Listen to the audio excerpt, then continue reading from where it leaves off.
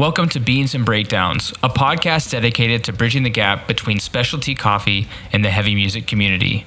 On this episode, I'm joined by owner and head roaster of Black Sheep Coffee Roasters in Welland, Ontario, Lucas Spinosa. So grab a fresh cup of coffee and wake the fuck up!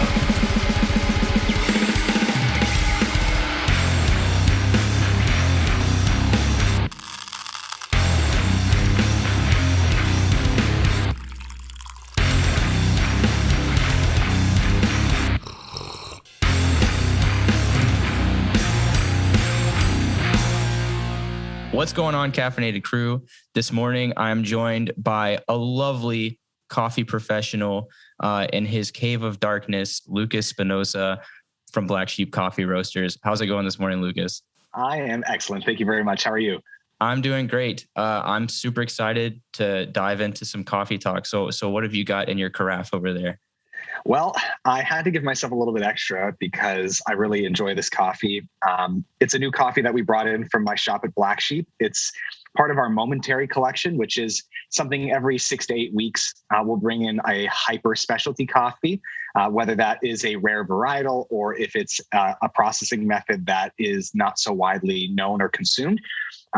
This one here is a Caturra, and it's processed doing thermic fermentation. So it's really fun. A lot of people are doing anaerobic right now, which is also really fun, but thermic fermentation is so strange, especially the way that this farmer does it.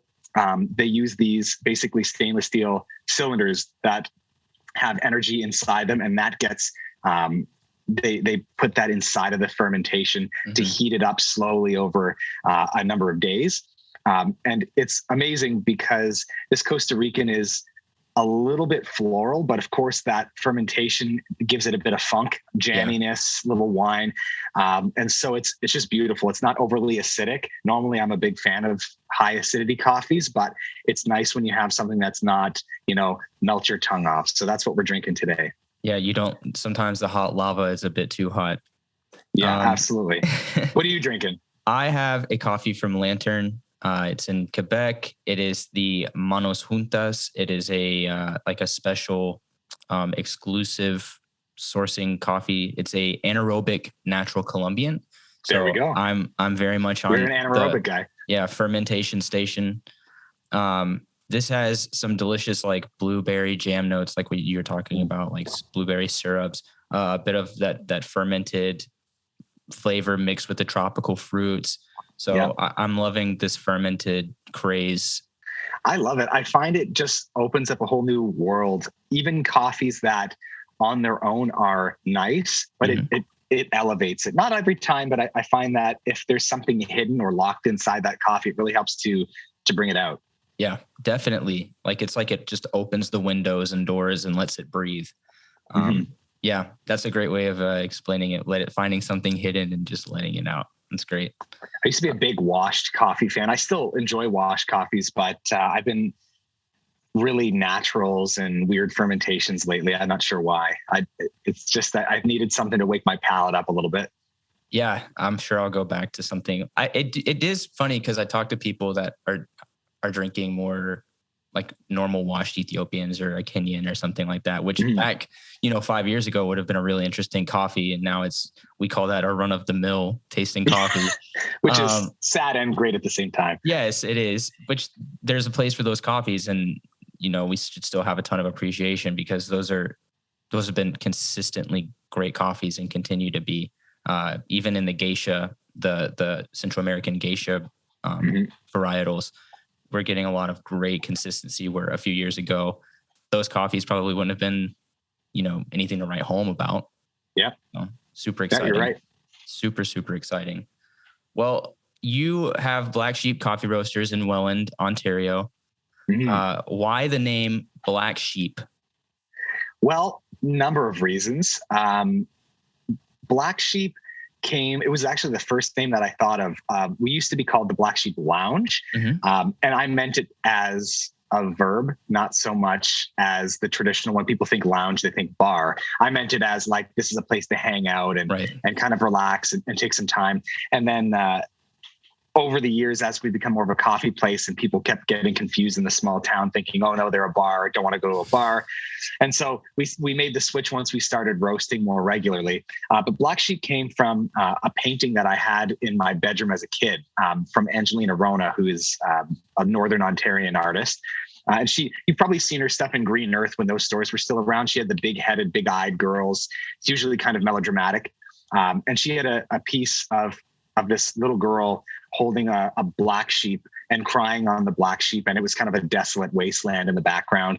And I always thought that was kind of saying, it represented how difficult it is to be yourself or to be original in some way. And so Welland, being the small community that it is, to give you a reference, I know you had Josh Cass on here a couple of weeks ago, and he had mentioned it, but Welland is a town of between 50, 60,000 people. So we're not a very large community. We're an hour and a half from Toronto. So we've always struggled with that old steel town, not much going on, a bunch of people lost their jobs. And so everybody in this community felt like they didn't have a space, or they didn't have a group or a place they could fit in, especially at the time that we opened back in 2015. And so I thought, what a perfect way to bring everyone together is if everyone feels like an outcast or an outlier, why not have a place where all of us can get together, and have that representation for us. Right. Yeah, that's amazing. Having a space where artists and the community as a whole, everybody feels welcome in that environment. In what way do you feel like a Black Sheep? You know what? It's kind of funny. I don't know if I necessarily feel the same way I did when I was younger. I don't feel necessarily like an outcast, but I do know that there's a certain level of acceptance that you have with yourself once you've really asked yourself the hard questions, and I find a lot of people in our community are always, we're big fans of metacognition. We like to look inwardly and see, how can we be better? How can we learn more? What does this pain represent? How can I learn from this? And once you get to a certain point where you've really come to terms with who you are, I think that's the isolation, is you're a person walking around a sea of other people who don't feel that way. And so small problems don't seem to bother you as much, and they bother other people. And I don't find that very interesting. And so I have a hard time relating to other people when they have these small problems. And I'm like, even when my life is at its worst or its hardest and most difficult, I find some comfort in that because I've come to terms with who I am. So I think that's the only time I ever really feel like a Black Sheep anymore. I guess that does make a lot of sense. And, like what you're saying, people are always looking inwardly. And I often find myself, like you're saying, in this metacognition of what are my problems and how should people be treating me? But, being a more outward and aware person of everyone together, I think that there's a lot of great truth in that. And that's great, being comfortable with yourself and just knowing, how to be that support for other people, even in times where you're more confident. I had a question about, it has to do with your time in the political arena. Can't be a punk if you're a politician, right? I was like, this is perfect. But being from the metal community, being a metalhead, what was an idea coming from that background that you brought to that local government, being elected to city council and being able to speak for your ward? Yeah, I mean, I think the number one thing is metal really is a community, and it's not necessarily an underground community. Metalheads are loud and proud, and they're happy to wear what they wear all day long. I mean, wearing denim in the summer at shows with 30,000 people. It's a choice. I mean, we are more than happy and, more than proud to show off our stripes. And because of that, we support each other almost wholeheartedly. And I think that same tenet is transmissible to politics, where I had no interest in politics. That's not why I ran for city council. I mean, coffee shops have that same mentality, which is, we're a gathering place for the community, and right. you support the arts and you support local causes. And it's almost a prerequisite when you have a coffee shop, especially in a smaller community or in your neighborhood, even in larger cities. And so when I started seeing issues in the community that I felt like the Black Sheep could fix, but it was a little bit out of reach, that's when people started saying, well, Lucas, you do so much in the community. Why don't you run for city council? And so I did. And I was very fortunate to be elected, and I beat 2 incumbents. So I was able to hold a spot, the youngest, or tied with the youngest city councilor in Welland's history anyway. And I'm happy I had that experience. Obviously, I resigned in February of last year. If you guys are watching anything on the news or on Twitter or wherever, you can see politics is just a horribly volatile place right now. We were having our windows broken and our artwork spray painted and my home and my family attacked. So I'm like, all of this so that I can clean up parks and sidewalks, I don't think it's worth it. I'm going to go back to Black Sheep. So I think that metal mentality, that community forward, kind of loving spirit is what gave me, I guess maybe the will or the drive to want to help my community at a larger, in a larger arena. But no, you know what? I think people get confused. Once you start gaining some steam, there's a little momentum happening. You think you have to keep moving forward. You have to keep doing bigger things. But I've learned that even with the Black Sheep, you don't necessarily have to do more to be more successful. You just have to make it better for you and better for your circle. That's an incredible point. People thinking that you just need to one up yourself, constantly being the judge of success, when success is something that you have to ask yourself personally. And it's does it have to do more with my mental health and me being content and satisfied and finding joy in what I have around me? Or is it always needing something more, which I think in turn can become more of a toxic behavior? Exactly. So let's say this. I'm a guest on your podcast. I'm loving this already. We're only a few minutes in. Now, if you don't have 3 million followers, does that mean that this podcast isn't a great time, or that it isn't going to change somebody's life that's listening to it? It might inspire someone to open up their own shop, or who knows, right? Now, same thing goes for me. Am I not successful in my business because I don't have 16 locations in Niagara and I'm not making $4 million per location per year? I don't think so. I mean, I'm able to support my life. Like, I make a living selling and drinking coffee and talking with people that I enjoy talking to. And if I never make a single extra dollar, I would still be happy. And I think it took me a while to figure that out with the community side of things, because I thought if I couldn't fix every problem, what was the point of my influence? But when I finally decided to step down, that was when I realized, okay, who am I actually doing this for? I was doing it because I felt like I needed to do it for other people. And I realized, no, you know what? I can help other people, but I have to put myself first. Otherwise, I'm never going to be effective. Definitely. A big theme on the podcast in the past has been checking in with yourself and making sure that you basically maintaining a healthy mindset. Absolutely. So coming to that awareness, especially in the midst of, being kind of bummed out, but saying I can find joy. I don't need to do this for myself. What are some things in the Welland community that you've specifically been a part of hosting and things, just so that some people do have a background on, aside from, the city council and the political side in the public sector, what are some things privately that the Black Sheep that you're really proud of that you've been able to do? Sure. I mean, the biggest one that really kickstarted my involvement in the community and the Black Sheep's involvement in the community was in 2015, we started something called the Welland Canal Clean. And we started shortening it to Canal Clean. And then it was like 15, 16, 17, 18, 19, 20. We had our last one in 2020, right on. We were going to continue, but it became logistically impossible to have everyone do it. And also I was on city council at the time. So organizing people on city property through my business was considered a conflict of interest. So I was like, I don't understand. We're cleaning up garbage. I'm not making any money, but no problem. So I stopped doing that for now. But anyway, it's going to come back this summer. We did it for 5 straight years, and we cleaned up the Welland River and the Welland Recreational Canal.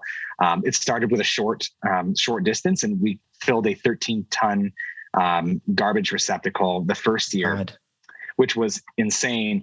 Second year, not nearly as much, which was the good thing. We saw that there was a decrease, and obviously there was kind of a backlog of litter. Mm-hmm. So that was the big one. Hundreds of people over the past couple of years have joined us and cleaned up a bunch of garbage. Another one, we had our, we call it kind of like the colored latte campaign. And so we'll use different colors to represent different community groups or organizations, and all of the proceeds from those lattes will go to that organization. And we usually try to pick groups that are lesser represented or not as well known. So we've done everything, like from Lyme disease to Angelman syndrome, and obviously we've done the big hitters like cancer and mental health and stuff like that too. Right. Tens of thousands of dollars over the 3 years we did those. We're kickstarting it again now that we're able to have people inside, starting in March, so coming up soon. And I mean, the Black Sheeps, we hosted something called the Welland Coffee Club. This was prior to me being involved in politics, and it was basically a town hall, because trying to get counselors at the time to come visit the community, they just wouldn't do it. The community would have to go to council to have their thoughts heard, and if you weren't on the agenda, your thoughts weren't heard. And you could send an email, but it's not the same pressure and open dialogue as when you have just a bunch of people in a room chatting. Mm-hmm. So what the Black Sheep started to do was our stage that was in the shop, we had a PA and a mic, and I would stand at the front, and we had anywhere between 30 and 50 people per month. It just depended on the season. And they would come, and it was open forum. Put your hand up. You know, if you haven't spoken yet, we'll come to you first. And they'll just start brainstorming like what they'd like to see happen in Welland, and some really amazing ideas like public pianos or painting park benches or bell boxes. And so we collected all of these ideas. And not only did we just give the ideas, we had executions attached to them as well. Like we were willing to do the work for some of these things or fund some of these things. And so we delivered that to City Council as an organization. So I would go as the chair of the Welland Coffee Club, present those ideas on behalf of our group. And many of them stuck, which was amazing. So we were able to see some of these initiatives happen in place. So those are some of the more notable ones, but hundreds and hundreds of small events and little fundraisers as well. That's incredible. Just being so active in the community, not just, to promote your shop, like what we were saying earlier. Some people are really just in it to, kind of trick people into giving to their more corporate minded businesses, but being a community minded business, especially in a smaller community, family oriented community, creating programs and benefiting, more locally. That's, I feel like, such a main tenet of being part of the coffee industry, but then, just being a good person. Yep. So I commend you. I really do. I'm such a fan of what you're doing with Black Sheep. It's incredible to me, and especially in such a small community, you can make such a difference. Thanks, man. Appreciate that. Let's talk about some music, because I feel like I'm gushing on all of your amazing community work now. Let's not gush. Let's get into the heavy shit. Let's do it. Being from Niagara Falls, was there a lot of crossover between that area and the Welland and St. Catharines area? Completely different community, man. Like I missed out on a lot of what happened in Welland back in the day. Like Josh talked about these really grungy, dirty underground shows that happen in Welland. I was very much a part of the music scene at the tail end of it, just like he was. Right. I think we're probably close to age. People that are 10 years older than I am, like in their mid to late 30s, those guys, they really got to see the best of it. But even in Niagara Falls, like we didn't have necessarily the scene, but everyone kind of gathered in Welland and in St. Catharines as well. And man, it was definitely the place to be. What were some bands growing up that were constantly playing? It doesn't even need to be really heavy, but just that kind of, swayed your listening into the metal community. It's tough because when I first started playing music, 'cause I'm a drummer myself. Right. I got into playing metal music from like the least heavy version of metal, which is glam.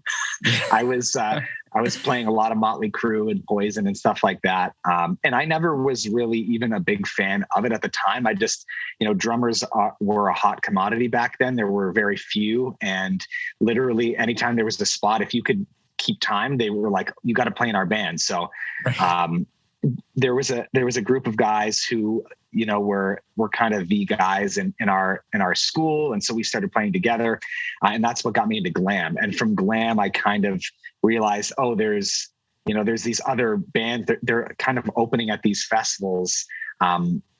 Like the people that were opening at these festivals where the glam guys were way heavier, right. And so, again, not super heavy to start, but, I was like listening to Mastodon, and then I started making my way over to Gojira. Yep. And I'm still a huge fan. And like Meshuggah, and so those are the bands that really got me like, oh my God, there's some stuff out there. And a good friend of mine who's now he works for 97.7, the rock station in Southern Ontario here. He's a huge metalhead, like the biggest metalhead I've ever met in my life. And he's taken me everywhere. And on the American side, like Niagara Falls, New York, Buffalo, New York, man, there's some heavy ass dirty concerts down there. And, like I almost broke my nose at Cannibal Corpse there. Like it's just, it was heavy. So that's the kind of stuff. Locally, we didn't have a lot of super heavy stuff back then. Niagara was known for more of the hardcore scene. Yeah. Than really like the traditional metal scene. But it was a blast going to those shows. So did you grow up also around like the hardcore community, going to more local underground stuff as well? Yeah, I went to it more than I played it. I never really played in any hardcore bands. But of course, like anything music, I would go to see jazz shows, pop shows, rock shows, everything. Yep. Anytime I had an excuse to see live music. And I mean, normally it was like a $5 or a $10 cover. And it's just, you could be there it was all night long. You got there at 7 or 8 and you were there till 3 or 4 in the morning. And I love that kind of stuff. Yep. And it's usually part of your friend group anyway. So all your friends are there. So exactly. Why not do it? I like what you said about going to jazz shows too, because I don't know about you, if you also played, jazz and stuff like that. Being a well-rounded drummer, I feel like has put me in a demand before. So I'm sure if you grew up playing not just metal, I know it's a heavy music podcast. Don't scream or comment on this, but or do it. That's fine. We can take it. If you haven't seen the movie Whiplash, you try to watch that movie and play that solo because it's impossible. It's nuts. Yeah. But being like a well-rounded person musically, that helps kind of lend into not just your musical taste, but also it kind of gives you a wider worldview. For sure. I think that's, well, you think about it, like as a metal musician, especially 30 years ago, I mean, we're a little too young to really be not influenced by heavy bands, but some of the first really heavy bands had no one to look to for inspiration. It came from somewhere. And so it had to have been from other music sources, whether that or other genres, whether that's jazz or pop or wherever. I mean, I think it's a shame to be like one version of music is better than the other. I think my love for metal came from my appreciation of its musicality. Like some of it is so hard to play that it's like you have to just appreciate it for its complexity. It's almost the same way in coffee, right? If you think about some coffees may not even be all that great, but it's so complex and so strange that you're like, man, I appreciate it. I mean, it's not my bag, but I get it. I get why someone would love it. Whatever they did there. I mean, I'm not going to try it, but that's, I'll give it to them. Well, man, I was listening to some of your episodes from this podcast last night. I was driving back from a show, and I do a lot of session drumming, and I've been playing with this one girl, Jessica Wilson, and it's a 90s, 2000s pop cover band, So like, I'll play everything. We were playing Jewel and Britney Spears last night, Oh man, I'm jealous of that. I love it. I'll play anything. I mean, I just enjoy music in general, but it's hilarious because last night I was listening to a bit of Trivium on the way to the show, and then we were playing "You Can Dry My Soul." Oh my God. So the dichotomy between what I listen to on the way to the show, what I play at the show, and then listening to your podcast on the way home, people think I have something wrong with me. Yeah. I mean, it's not hard to believe because I do major swings like that too. I love that you jump from glam to like Gojira and Meshuggah, because those tend to be, even for me, I don't love those bands as a whole, but I love hearing, like what you said, the musicality of like, I don't even know the drummer from Meshuggah's name, but hearing him, some of the stuff that he plays, and it's like, if I could just play 1% of that, I think I'd probably be like 10 times a better drummer.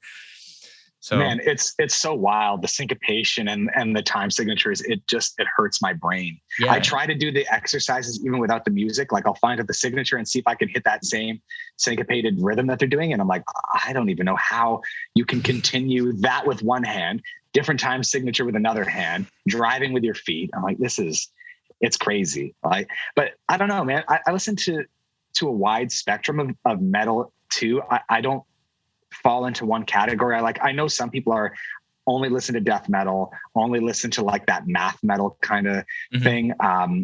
Some people that only listen to black metal. I'm all over the place. I'll jump. I'll even fucking listen to Gorgoroth. I'll go to Gorgoroth and then I'll jump over and listen to Rammstein. I'm all over the map. Yeah. I'm supposed to be seeing them too. I was supposed to see them in the fall of 2020 in Montreal. Yeah, they got that date pushed. I remember that they were coming with who else was on that bill? Rammstein and I can't even remember. It was a huge show. But it was at Place Belle, I think. My fiance got us tickets to it. It's apparently not canceled, it's just postponed. So man, I really hope they open things up for fall. I think we're gonna make it, but I've been dying to see them, and they're not old, but they're definitely not going to do it forever. You know, like Till is like, he's got to be 50. They're pushing it. Like they're getting up into retirement age. And I love their new album too. I know a lot of people were not huge fans of it, but I loved it. I really have only listened to old, like 90s Rammstein, but that's just because I'm a hipster and, if it's not, let's talk a little bit about your drumming, because you grew up playing in some glam and metal bands and things like that. What are some other projects besides the pop covers that you're looking to get into, if anything? It's funny. Ever since I opened my shop, I really obviously took a back seat to playing, mostly because when we first opened in 2015, we were open till midnight. So, and back then I was working crazy, stupid hours. Like we would open at 11 a.m. So my day started at 8. I would go out, get groceries. We had a full-blown restaurant. I was going out with the chef. Then we'd come back, we'd prep everything. I'd be doing all my cleaning and packing and all that kind of stuff, open the shop, work the 13 hours we were open, and then spend an hour cleaning after the fact. So it was just not going to happen. And it was like that for the first 2 years. Then it got a little bit easier, but we were still open late. And if something happened or someone didn't show up, I needed to still be around. So I couldn't commit to any projects. More recently, I've been doing some more session stuff. I really like doing session work because it kind of opens up my eyes and ears to scenes that I didn't know necessarily existed. Playing a lot in the GTA, doing a little bit of studio stuff for that same project. Because Jessica is, that's for money, but her passion is in theater. So she'll be working on a new theatrical album coming up. So I'll be helping her out with that. But prior to Black Sheep, the first, the 2 years we were building the shop, but before we had opened, I was playing in, believe it or not, a Christian rock band, or a Christian metal band, I should say. I do have a hard time believing that. Yeah, it was, they were so desperate for a bass player. And I was so desperate to travel and do music. So I faked it till I made it. And I literally, man, I told them I played bass. I had never played bass a day in my life. And they gave me their most recent albums, like their two most recent albums. And I top to bottom, I listened to it all day, every day while I was working, headphone in one ear. And I was having like a tab sheet on the other that I had written out as I figured it out. And I just mastered only those like 25 to 30 songs. And then when I went to go for the audition, they're like, man, this guy is killing it. Like he just knows our stuff top to bottom. So they hired me. And then their drummer quit. And they're like, oh shit, we need to find a drummer. And I'm like, no, you don't. You need to find a bass player. I can't play bass. I can play drums. And so I got behind the kit. And because I knew their songs top to bottom, of course I was drumming along to it as well on my free time. Got that gig, and I was with them for about 2 years, and they never play Canada. It was only the US. And because of them being a Christian band, it was exclusively, for the most part, the Bible Belt. So we were down in Texas and Arkansas, Mississippi. We were just down in the South a lot. Spent some time in Florida. And so that was a lot of fun for me. So I got my work visa in the States. There was a bus and a crew, and it paid well. And it was pretty amazing because like the non-Christian bands I played in, you could never get shows in the States. And even if you did, they paid nothing. Right. Like literally you were going there and playing for free. They literally had barcodes on the cases so that when we go through customs, they can just scan the items. Okay. It matches up with your list. And although, I mean, there was some conflict because of my lack of belief and their, their large conviction. It just wasn't going to be a long-term thing, right. But I'm happy that I did it. I learned a lot, met a lot of really awesome people, and found a new love for the States. Cause I think when you're a Canadian, you look poorly upon the States in a lot of ways because you only see the political side of things. And I'm sure they feel the same way about our political system. But when you get to meet people and you're especially in Southern communities, man, like it really is that Southern hospitality. Like after shows, people would be like, oh, come stay at our house. Let us feed you. Mm-hmm. And at first I'm like, oh my God, we're going to get abducted. And then you realize they're being genuine, man. Like everyone just lets you in their house. Complete strangers, 5 guys that look like a bunch of scuzz bags, and they feed you. And I know this is kind of an off rant because we're talking about projects, but that project was significant in my musical career because it was really, I mean, the most successful music venture that I had ever had. But it was something I just didn't wholeheartedly believe in. And I think that was why I had to move on and do smaller projects that people weren't necessarily looking to become famous. They just enjoyed playing. So right. That's kind of my thing now, is just looking for things where you don't have to necessarily take it all that seriously. It's more jamming and being creative and just having fun with it. Make a little extra side cash if you can. Love it. Yeah, I would love to get a weird country gig. So done that too. Just like old country Western, because I believe in that. I believe in country Western music. Man, their fans are amazing. Country fans are crazy. It's a party. They will spend, and you want to talk about just making extra cash? Country is the way to go if you're trying to make money playing shows, especially as like a stage musician. Mm-hmm. It's incredible. You have no responsibility except to know the songs, and then you play and then you get paid. It's great. Yeah, but you have to be so good. Like you have to be tight. And that was the thing about that Christian band I played in. It was the first time I ever played to backing tracks and had to play to a click. And that was so strange for me because like in jazz and in other genres, it's frowned upon because you're supposed to be feeling it. It's not about necessarily maintaining that perfect tempo. It's all about the feel of it. And sometimes you'll play the song at a different tempo just because, right? And so playing with a click, really, really, I mean, I hated it in the beginning, but towards the end, it was the best experience ever. It gives you a freedom. You no longer have to be responsible for holding down like keeping the train rolling. The train's just kind of rolling because your brain is doing it subconsciously, and your hands are just free to really open up. And you can try fills that might be a little bit too dangerous to do without one because you know where to land, know? It was a lot of fun. So. Yeah, that's funny that you mentioned that because I do come from a very heavy church background. And I grew up since I was like 15, I've been playing in church with click and sometimes tracks. But I always try to tell people, I'm like, you think taking the boundaries away liberates you more, but it actually kind of is panicky and stressful. If you kind of set a fence, like a boundary, and say like, you have all of this room to just play around in, then you can just do whatever you want, because you don't have that. You kind of have that fence to fall on. Yeah. So it's funny that you mentioned that, because I always tell people that I'm like, playing with the click is incredible.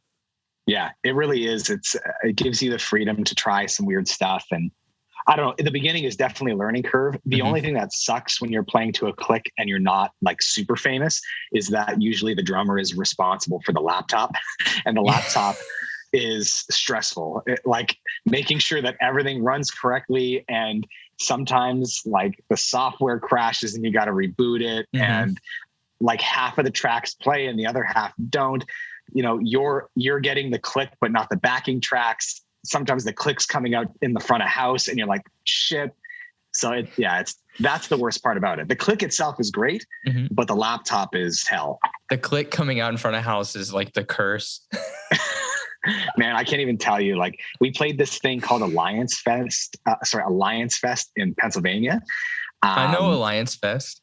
And man, we played like the 7 or 7:30 slot, something like that, which was way later than I expected, because we're relative nobodies to the people we were playing with. Like, we were playing with Demon Hunter that night. Oh, wow. We were playing with Red Jumpsuit Apparatus. And I'm like, this is such a strange. Fit for a King was playing that one. Oh my God. Yeah. So man, there was some serious bands playing. I'm like, man, we are way too close to the front. But anyway, during the sound check, it happened. And I'm like, this cannot happen. This cannot happen to me. I was cussing these guys because the band has their own stuff. I didn't use my own cymbals. I didn't use my own kit. I didn't use my own laptop. Everything was like the band had its own stuff. Right. So I came into this whole, I don't even know what to call it. Ecosystem. This weird ecosystem that I wasn't used to. And so like, I was begging them, I'm like, please, I will use my cut to buy a new laptop. I cannot use this thing. It's so old and decrepit, and it's only used for the tracks, but it's just not reliable. And we had so many problems with it, but it made me very good at catching them. You definitely get that like survival mode. Yeah, for real. The panic of when you hear the backing track and the click goes away, man, there's nothing like that. That's like having the floor just removed from you. Oh man. Yeah. If you ever want to see focus in a drummer's face, the most focus ever is the click track disappears, but the backing tracks don't. It's terrifying. Somebody needs to make that TikTok, because I would laugh at that one. Brutal. Well, Lucas, this has really been an awesome conversation. I was really excited to get to talk to you, especially about the coffee and the community stuff, because I love what you're doing. Josh obviously was over the moon about his experience with Black Sheep and everything like that. I just have... Shout out Josh. Thank you so much. Yes. And Kothra. Shout out Kothra, man. Yeah. Bless you guys. Thank you so much. That's a great band. I just have one last question before we go. Shoot. What is your favorite city for beans and breakdowns? I'm going to steal the way I've heard a few people do it, because I've got it in two different communities. Okay. Beans, I'm going to have to say, is probably your area. If I can't say Quebec, I will say Montreal, because there's some amazing roasters there. And quick little ditty about that before I get to the breakdowns is I was in Honduras in 2019 doing an origin trip I was trying to find some new Honduran coffees for our roster. And I was actually, I actually stayed for about 8-9 days with the guys from Structure. I met Mathieu. So he was there with us for a while and his crew.